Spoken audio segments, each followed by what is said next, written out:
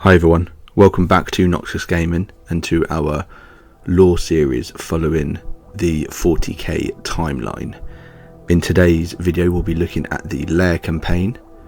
Tune in next week for a video all about the fall of the Emperor's Children. Please like, comment and subscribe. Thank you.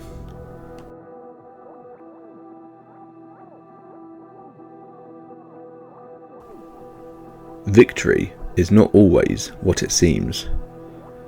During the Great Crusade, the Imperium of man conquered thousands of worlds, each one a step closer to unity, each one a triumph of order over chaos. But some victories carry a cost unseen, a cost that does not reveal itself in the moment, but echoes far beyond it. The war against the Laer was one such victory. The Laer were not like the brutal orcs, nor the silent horrors of other Xenos empires. They were something else, a species of serpentine form, graceful, elegant, deadly. Their civilization was advanced, their technology refined. But what truly set them apart was their world, a place where architecture and biology had become one, structures grown, not built, weapons that pulsed with life, cities that breathed. To the Imperium, it was alien. To some, it was beautiful. The campaign was assigned to the 3rd Legion, the Emperor's Children, led by their Primarch Fulgrim, a legion defined by perfection, by discipline, by the relentless pursuit of excellence. Among their ranks were some of the most renowned commanders of the age. Julius Caesarion, First Captain, Marius Vereshine, Master of Sonic Warfare, Solomon Demeter, exemplar of discipline, and Sol Tarvitz, loyal and steadfast. Alongside them 4 elements of the Imperial Army and supporting fleets of the expeditionary forces. Their objective was clear: total compliance, total eradication. The Emperor's Children did not wage war as others did. Their assaults were precise, measured, elegant. Orbital bombardment struck with surgical accuracy. Drop pod assaults landed in flawless formation. Every movement calculated, every action refined. Against most enemies, this would have been overwhelming. But the Laer did not fight like most enemies. The Laer world resisted in ways the Imperium had never encountered. The terrain shifted, walls pulsed, corridors closed and opened like living veins. Weapons emerged from the very structure of the environment.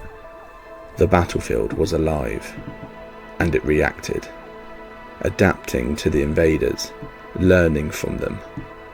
The Emperor's Children found themselves in a war not just against a species, but against an entire ecosystem. At the centre of the campaign was Fulgrim, radiant, unmatched, the embodiment of perfection. He led from the front, drove his legion deeper into the Laer strongholds, through bio-constructed halls, into the heart of the alien world, where something waited, something ancient, something hidden. Deep within the Laer capital, Fulgrim discovered it. A temple, unlike anything the Imperium had encountered. It was not merely a structure, it was an experience. Art and horror intertwined. Symmetry and distortion combined. It was perfect. In a way, that defied human understanding, and at its centre, a weapon. The blade was flawless, balanced beyond reason, crafted with a precision that surpassed even the finest works of the Mechanicum. To Fulgrim, it was irresistible, not because it was powerful, but because it was perfect. He claimed it, and in that moment, something changed. The corruption did not come as violence. It did not come as madness. It came as a whisper, a suggestion, a refinement. The blade did not command, it guided, encouraged, subtly, almost imperceptibly. Fulgrim began to see the imperfections where none had existed before.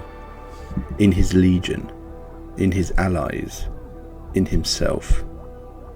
The pursuit of perfection became something sharper, more absolute, less forgiving. Despite the strangeness of the war, the outcome was never in doubt. The Emperor's children adapted, overcame, destroyed the Laer, their cities burned, their species eradicated. The campaign was declared a success. Another world brought into compliance. Another victory for the Imperium. But something had changed. The transformation was subtle at first. Standards grew stricter, expectations higher, flaws less tolerated. Then, perfection became obsession. Warriors sought not just victory, but flawless victory. Art became excess. Discipline became indulgence.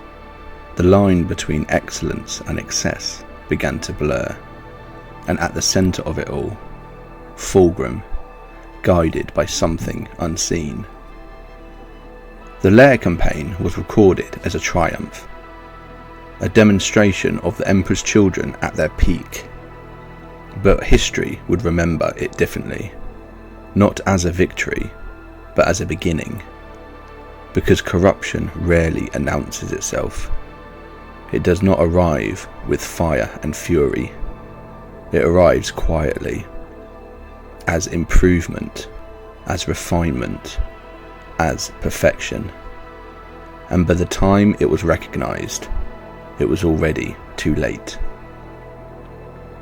Fulgrim sought perfection.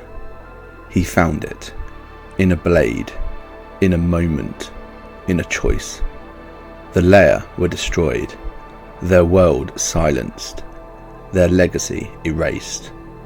But something endured, not in their cities, not in their species, but in the mind of a Primarch. And through him, it would spread.